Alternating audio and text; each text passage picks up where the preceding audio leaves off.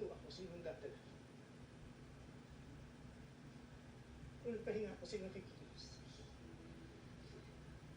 Wala namang kikilos, di ba? Kasi wala naman akong backup eh. Wala akong backup kasi ako yung backup mo, baby! Ako yung backup mo! Ginawa mo akong backup! Please, tama na!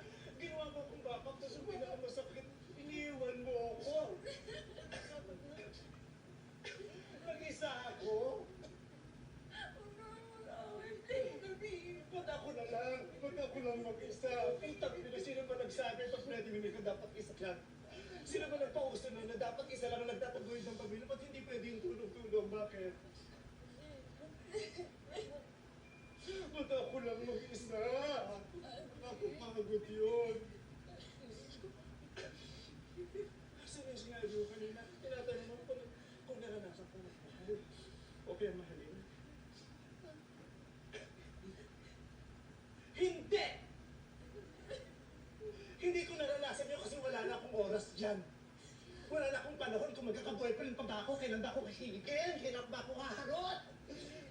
Wala na akong oras dyan kasi sa inyo palang ubos na yung oras ko. Sa inyo palang ubos na yung lakas ko. Sa inyo palang ubos na yung emosyon ng buong katawan ko. Wala na. Wala akong pakialam sa mga boyfriend na yan.